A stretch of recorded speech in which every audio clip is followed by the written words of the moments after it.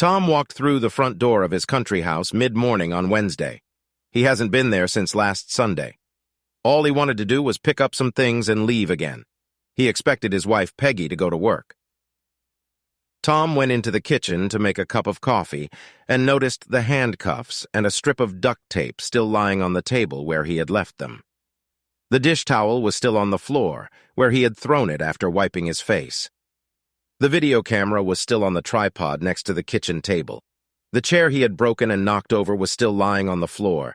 Instead of coffee, he opened the refrigerator and took out a bottle of Diet Coke. "Where the hell have you been?" Peggy asked angrily, entering the kitchen. Tom didn't look at her or answer. He walked past her into the bedroom to gather some clothes, but she grabbed his arm. "I asked you a question," she said angrily. Tom stopped and turned to look at her. The woman he married 7 years ago, the woman he loved, but now the woman who devastated him. "Let me go," he answered softly. Peg looked at him. There was no expression on his face. Tom's eyes seemed dull and lifeless. She let go of his hand and let him pass. Peg grabbed the handcuffs, tape, and dish towel, then walked over to the trash can and unceremoniously tossed them in there. She walked over to the tripod and unscrewed the mounting bracket, placing the video camera on the table, then folded the tripod and placed it next to her. Peggy headed to the bedroom. Tom had a large open suitcase on the bed and was packing his things. "What are you doing, Tom?" "I'm packing my things." He answered and continued. "Another business trip?" she asked sarcastically. "No. Then where are you going?" Tom stopped and looked at her. His expression was still blank. "What does it matter? You are my husband. I have a right to know. Peg, you gave up that right last Sunday afternoon." Tom added a few more items and closed the bag. He picked her up and carried her into the living room, placing her near the door, and then headed into the office. Peggy followed him. He placed some papers from the desk into his briefcase and closed it, then packed his laptop and power cord into his computer bag. Tom walked over to the kitchen table and picked up the video camera. He opened it, finding the SD card still there. "Is this what you wrote down on Sunday?" Peggy smiled. "A souvenir to remember your retribution. Very caring. Thank you." Tom still remained impassive. "Tom, damn it! Talk to me!" she shouted. Tom looked at her, his face flushed. "What did you do to me? Why are you leaving?" she asked. "Peg, sit at the table with me." Tom opened his computer bag and placed the laptop on the table, then sat down in front of it. He motioned for Peggy to sit next to him. As soon as she sat down, he inserted the SD card into the slot. "Let's look at this. Then we'll talk." Tom started recording. The video footage showed a chair pushed away from the kitchen table on the right and an empty kitchen table on the left. "Welcome home, baby. Let's go to the kitchen. I have a surprise that I promised you on the phone." Tom appeared on stage, smiling. Peggy approached him, dressed in a short, thin robe. Her hair and makeup were immaculate, and her feet were bare. She held handcuffs in her hands and smiled. "Sit on the chair." Tom sat smiling at her. Peggy went behind the chair and squatted down to handcuff him. Her robe fell open, revealing nothing underneath. She threaded one wrist into the cuff, threaded the chain through the back of the chair, then secured the other wrist. Peggy walked out of frame, then returned a moment later and covered his mouth with a strip of duct tape. His smile was visible even with the duct tape on. She stood in front of him and threw her robe to the floor. Tom's eyes widened in admiration at the sight before him.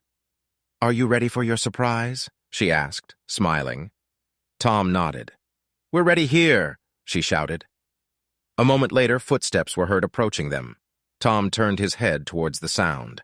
A man wearing Tom's robe entered the room. Tom's smile turned into a look of shock on his face. "Honey, you remember Joey from my work, don't you?" Peggy walked over to Joey and untied the belt on his robe, then pulled it off his shoulders and dropped it into Tom's lap. Joey was naked under his robe. She knelt down in front of Joey and began to please him masculine dignity below the belt. "Oh, fuck. That feels so good," Joey moaned. Peggy looked at Tom, and "It tastes good too, Joey. Are you following us, Tom? I wouldn't want you to miss any of this," she asked with an evil grin on her face. Tom paused the video and looked at Peggy. "Why? You know exactly why." "Peggy, I don't know a damn thing what you're talking about." Tom still remained impassive. "Before we got married, I told you I would do this." Tom was puzzled. Your words make no sense. What did it all mean? Before we got married, I told you that if you ever cheated on me, I would have sex as revenge, and I would do it right in front of you. You remember this, don't you? So that's what it's all about. This is your payback. I promised and kept it, she said, as if nothing had happened. Do you think I cheated on you? I know you cheated on me, asshole. Okay, I'll ask. Peggy, when did I ever cheat on you? Don't try to put this crap on me. You know exactly when, where, and with whom. Tom took out the SD card and put it in his bag. He closed the laptop and stuffed it into his bag, then zipped it up. He turned to face Peggy. Either tell me what the hell you're talking about or I'm leaving right now. Tom was upset. Okay, don't act innocent. While you were on this so-called business trip last week, I got a call from Jerry's wife, Jill. She told me that you and Jerry spent a week in bed with a couple of sluts. Jill told you this. She did it. What evidence did she provide you with? Stop talking nonsense about the poor victim, Tom. You know what you did. So you had sex in front of me in retaliation based on a phone call from someone I trust? Yes, I did it. Based only on her words, no actual evidence. I didn't need anything. Peg, you handcuffed me, had sex with a man right in front of me, humiliated me all based on something someone told you. Pay back. That's exactly what I did. Tom shook his head, still puzzled. You didn't tell me why. You didn't talk to me about this. You decided that I was guilty and deserved punishment, and then carried it out without any evidence at all. Yes, so now we're even. Even? Yes, even. Not that it matters right now, but there are a couple of things I would like to say. Continue, I'm listening. I was at a conference all last week. Jerry wasn't even there. He was fired from the group 2 months ago for having an affair with a secretary in the office, and I haven't seen or heard from him since he left. I was a speaker at the conference. I sat at a table on stage from 7 in the morning until 10 at night, every day of the conference. The entire week was recorded on video. After the meetings, the group met every day until midnight to discuss and plan for the next day. I have many witnesses regarding my whereabouts. I never left the hotel until I went to the airport after it was all over. So you deny it fully? I do not trust you. Obviously, I have proof of where I was and what I was doing all this time, and you really have a phone call from someone who wasn't even there as proof. I think it's a pretty lousy deal, but I believe her. What we believe doesn't make it a fact. I believed I was married to the most wonderful, loving woman in the world. What I learned on Sunday is that I am married to a vicious, evil woman who thinks so little of me that she has both physically and emotionally abused me without any actual evidence of any wrongdoing. Peggy didn't answer. I'm leaving now. You will hear from my lawyer in the next few days. I'm not going to divorce you. That's what it was all for. Now we're even. Peggy, I didn't cheat on you. Were you not listening? I'm not an idiot. Of course I listened. Do you still think what you did was justified? I'm sure. Then we have nothing more to discuss. Just fucking call Jill and find out what evidence she had. I'd really like to know, although in reality, now it doesn't really matter. Without saying another word, Tom left the house.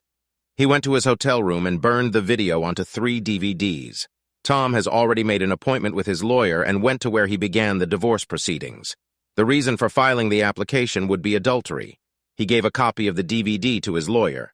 The prenuptial agreement would be valid and supported by DVD evidence. The lawyer made suggestions about financial matters that needed to be addressed immediately, and Tom dealt with them immediately after leaving the lawyer's office.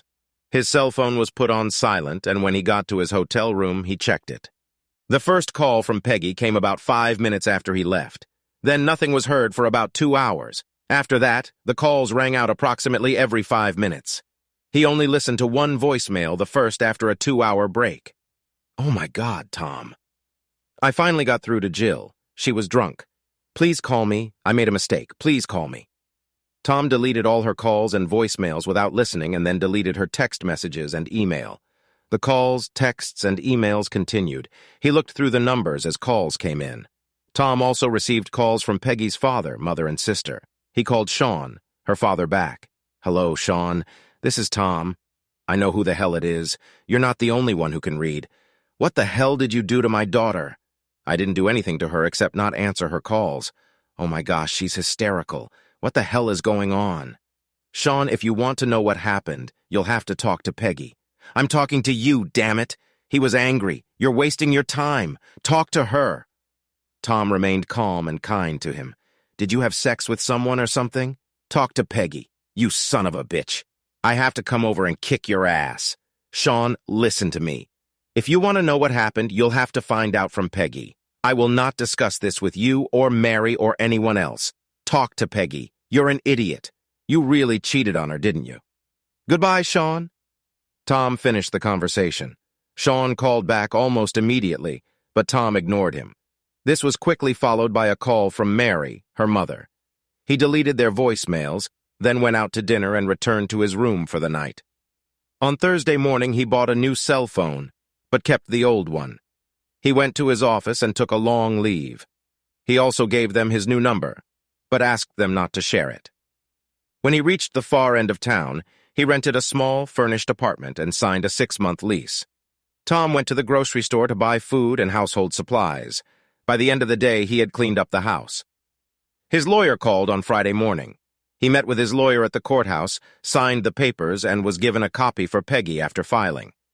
Her copy did not require a signature, but the lawyer told him to be sure there was an impartial witness to what she was served. Tom called Peggy, and they agreed to meet for lunch at a restaurant they frequented. When Peggy arrived, Tom was already waiting for her at a quiet table in the back of the room. She was dressed and embellished to the nines. Peggy looked good. When she approached, he stood up. Peggy hugged him, and when she tried to kiss him, he only offered his cheek. This was not what Peggy had hoped for, and it was obvious from the look on her face. She sat down at the table facing him. Tom, I made a mistake. I want us to put this behind us and move forward. I agree. It's time to move forward. Tom refused the services of a waiter. It was Lynn. They had known her for a long time. What can I offer you to drink? She asked, smiling. 2 Diet Cokes, Peggy answered. Lynn, stay a minute, Tom asked. He reached over and took the divorce papers, then handed them to Peggy. Peggy, these are divorce papers. Lynn is my witness that you were notified. Thank you, Lynn. Peggy turned pale as she looked at the papers. Lynn went to get their drinks. Tom, you said you wanted to put this behind you and move forward. That's exactly what I do. I'm moving forward. But Tom, I made a mistake. That's not what I meant. Peggy, we've been married for over 7 years until Sunday. These were the most wonderful years of my life. I loved you like I've never loved anyone, and probably never will again. Don't throw it away, Tom. We have a wonderful marriage. It was, but it won't be. Last Sunday you destroyed both our marriage and my love. I made a mistake. Can't you see it? Let me tell you what I see when I look at you or when I close my eyes. I see the woman I loved having lured sex in front of my eyes, which her lover had on the kitchen table and which claimed that he was better than me. I see her tearing the duct tape off my mouth and trying to kiss me. Her mouth still full of his seed. I see her spit in my face when I refuse the kiss and then laugh with him about it. That's what I see now, Peggy. Not the woman I treasured. You killed her that day. But Tom, it was all a mistake. No, it was done very deliberately. The reason you did it was a mistake, not the act itself. I told you that if you cheat on me, I will have revenge sex in front of you. You knew what would happen and you even agreed to it. Yes, I did it knowing that it would never come to that. What did I tell you would happen if you cheated on me? Peggy looked down at the table. You said you would divorce me. Did you agree to this? Yes, but I didn't cheat on you. Tom handed her the DVD. This is for you. This is a copy of your non-cheating romp with the big manhood in Joey's pants. Tom, it wasn't cheating. It was revenge. Lynn returned with their drinks and took their lunch orders. Peggy, sex outside of marriage is adultery, and if both parties do not agree to it, it is considered adultery. We can sort this out, Tom. We'll go see a psychologist. No, Peg, we can't. You showed me the side of you that destroyed the woman I loved. You killed her as surely as if you had cut out her heart. But you didn't. Instead, you tore my heart out. I don't want a divorce. I will fight with you. On Sunday, you showed me a different side of yourself. I have another side, too. You don't want to see this. On what other side? The side where I become as vicious, indifferent, and evil as you were on Sunday. I won't use the mistake as an excuse. I will take full responsibility for what I do. You're not like that, and you know it. It's funny. I thought the same about you. Damn it, Tom. It was a mistake. No, this was a deliberate act of revenge. What did you tell your parents? I told them that we had a disagreement and that we would sort it out. Quarrel over what? Peggy looked down at the table and said nothing. Because of what, Peggy? I told them you were having an affair. You never told them the truth? No, why? They wouldn't understand. Do you understand what? They wouldn't realize it was a mistake. Maybe it's finally dawning on me. Tom, I know what I did to you was wrong. I base this on judgment rather than fact. I know I hurt you deeply, but we can get through this. We can restore our marriage. We can leave this behind. Okay.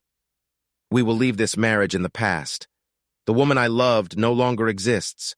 I will fight you every step of the way. I'm saving our marriage. There's nothing to save here. Everything is over. Don't make me reveal my other side. You won't like it. You're bluffing. Don't insist, Peggy. Hire a lawyer. Ask them to consider the petition. Ask them to contact my lawyer if you have any questions. You'll be single, and you can have as much Joey as you want in 90 days. This has nothing to do with Joey. Sorry, that was rude of me. My apologies. I will not leave you. Peg, you already did it. The agreement is fair. Accept it and move on. No way. Lynn brought them food. Tom handed her his credit card. She left and returned a moment later with a check to sign. Tom signed, then stood up. He never touched the food. Born up a tea, Peggy. Last Sunday, I lost my appetite when you spat on me. Tom left and went to his home. On Tuesday, Peggy met with her lawyer for the first time. She was a tough nut to crack, recommended by a friend. Have a seat, Mrs. Givens. I'm Ronnie Savage. How can I help you? My husband is trying to divorce me. Did he give you documents? She asked. Last Friday. Can I look at the papers? Peggy handed her the papers. Ronnie glanced at the first page. He refers to adultery. This is true. No, it was a misunderstanding. Have you had sex with someone other than your husband? Yes, but it was a mistake. Did your husband agree to you having sex with another person? Not with this person specifically, but he agreed for me to have sex as revenge if he cheated on me. So your husband cheated on you and you had sex in revenge? Well, yes and no. Mrs. Givens, could you please clear this up for me? I actually had revenge sex, but then I found out that he didn't cheat on me. Your husband didn't cheat, but you still had sex in revenge? Yes. Mrs. Givens, this is called adultery, but I thought he was cheating. What evidence did you have? A friend told me he did it, but apparently your friend was mistaken. Yes, finally someone who sees that it was a mistake. Mrs. Givens, based on what you have told me, I am dating a woman who had sex in retaliation against her husband, based on hearsay evidence. Does he have evidence that you had sex with another person? Yes, I handcuffed him to a chair and made him watch. Then it's his word against yours. Is there any real evidence? I recorded all this on video. Do you have a copy of this video? Peggy handed her the DVD Tom had given her on Friday. Can I watch this? Peggy nodded. Ronnie put the DVD into the player and after watching for just a few minutes, stopped it. I'll have to watch the whole thing, but I can do that later. Let me look at the petition first. She started reading. After a few minutes of flipping through a few pages, Ronnie looked up. I see that you signed a prenuptial agreement, and at first glance, it seems quite solid when it comes to adultery. If he changes the wording of the complaint to irreconcilable differences, we can avoid that part. I suspect this will be a difficult task. Even with the prenuptial agreement, it offers you significantly more than the law requires. Without a prenuptial agreement, you will likely be able to receive a significantly larger amount of cash. I don't want a cash payment or a divorce. I want my husband back. Did you tell him about this? Yes, he didn't even think about it. Contested divorces can be very costly for everyone involved. It won't hurt if we seek advice. Then let's do it. We can seek counseling and let him know that if he refuses, we will fight for everything. Fine. Do you have any incriminating evidence on your husband? You mean criminal stuff? Anything. He's as spotless as can be. Has he ever hit you or threatened you? He never even raised his voice to me. I'll go through the papers very carefully, watch the video and contact you in a day or two. Does he have a copy of this DVD? Peggy nodded. It was Wednesday when Ronnie called her. Mrs. Givens, he has a pretty strong frame. The video you recorded is very damaging, and you don't want any judge to see it. Let's start with what we discussed. We will offer 6 weeks of couples counseling. Whatever it takes, I want my husband back. 2 days later, Tom's lawyer called him and asked him to come by. That afternoon, he went to the office. Tom, they requested 6 weeks of couples counseling. What if I refuse? They will do everything they can to fight us. I'm against it. What do you think? She hired Ronnie Savage. She's one of the best. Better than you? I'm the best. Are you ready to fight? With teeth and nails, if necessary. Then let's just say no and see what happens. Keep me informed. That evening, Tom called Peggy. Peggy, I refuse the consultation. I told you that if you argue with me about this, you will see another side of me that you will not like. Why are you acting like this? Just stop this crazy scam and come home. Peg, that won't happen. This is your last chance to get off easy. I won't call you anymore. I'm fighting with you, Tom. I don't want a divorce. As you wish. Tom finished the conversation. The following Monday, Peggy filed a counterclaim. The basis was a reconcilable difference. She asked for everything.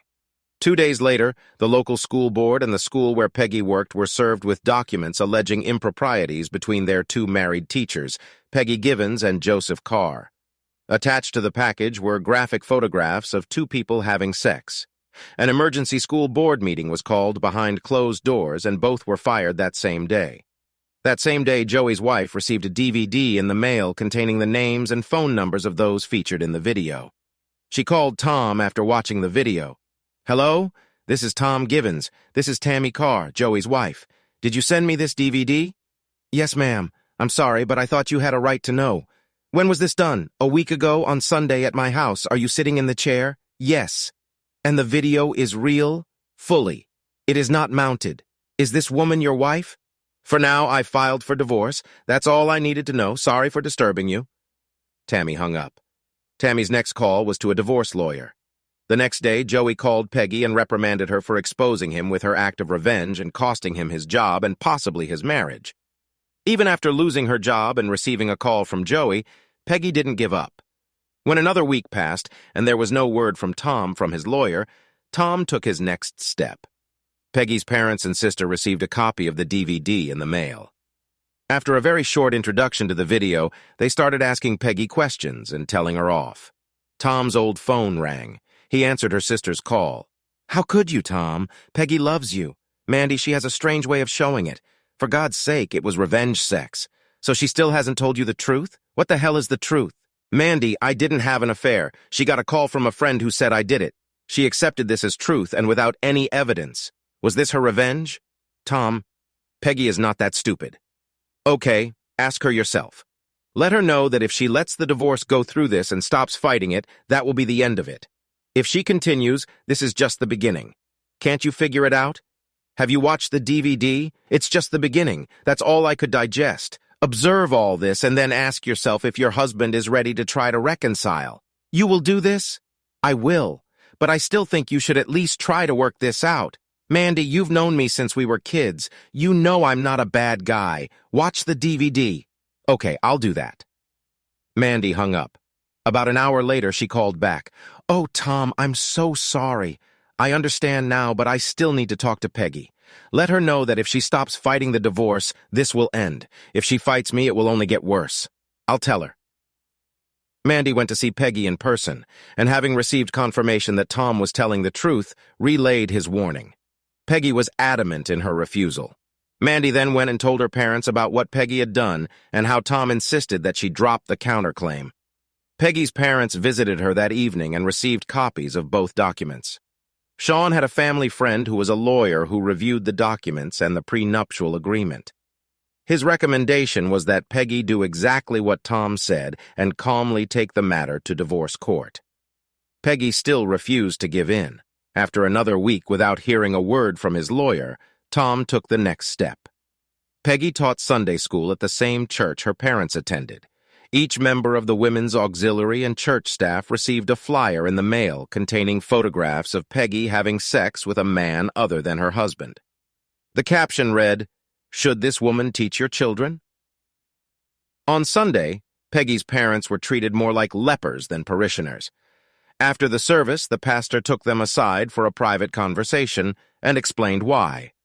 He also gave them a letter for Peggy, informing them that her services would no longer be needed or even welcomed. A copy of the leaflet has been attached. When they gave it to Peggy, she cried but still refused to drop her counterclaim. Peggy told her lawyer what Tom did, telling and showing your family was not a crime. This was clearly seen on the DVD where Peggy told Tom that she made the recording for him. Since it was his property, he could share it with any adult he wished. The flyers were sent out anonymously so they could not be traced back to Tom without a thorough investigation. Ronnie recommended that she dropped the counterclaim. Peggy's family begged her to stop. Now it was affecting their lives. Sean called Tom and shared his concerns. Tom repeated his demand to Sean. Still, Peggy insisted. A few days later, Peggy's neighbors and all their friends received similar flyers signed only with Peggy's name and contact information. Peggy's phone and email exploded with nasty calls and messages. Debris was thrown onto her car, driveway, and lawn. Tom waited another week before posting on her social media accounts. It started with innuendo, then progressed to photos with blackouts strategically placed in all the right places. A few days later, Peggy received an email from a porn site thanking her for the video. When a news crew showed up at her door, she finally called her lawyer and dropped the countersuit. She asked for a meeting between her and Tom. Tom agreed on the condition that it be done in his lawyer's office. They met a few days later. Peggy looked like a shadow of her former self. She had lost weight, and judging by her appearance, was also sleep-deprived. "Peggy," Tom said, sitting down at the table opposite her. "I abandoned the counterclaim. You won." "No, Peggy, I lost. I lost the woman I loved. I lost my marriage. I lost everything that was important to me. There really is a side to you that I've never seen. I'm sorry you had to see that. Tom, I don't know what to say. I can't show my face anywhere. I'll have to leave even to find a job. I can't stay here either. Everyone we knew also treated me like a leper. We both lost everything, didn't we? Yes, Peg, we did it." Tom's eyes were on the verge of tears. "I know it's too late now, but is there anything I can do to undo what I've done?" "Besides figuring out how to turn back time, yes, except for that." "I don't think so, Peggy." Tom stood up to leave. Peggy stood up and held out her arms for one last hug. Tears streamed down her cheeks. Tom took a step towards her, then stopped. Tears streamed down his cheeks. "I can't, Peggy. I would feel like I was cheating on the woman I loved." He stood looking at her for a moment, then turned and walked towards the door. When his hand touched the doorknob, he turned back to her. "There was one thing that could help." "What, Tom? Just this one time you could say, 'I'm sorry,' just this one time." Tom left the office and her life. Subscribe to our channel so that your second chaff doesn't cheat on you, and go ahead and listen to the next story, because this story is nothing compared to the next one. If you're under 18, don't even think about listening to the next one.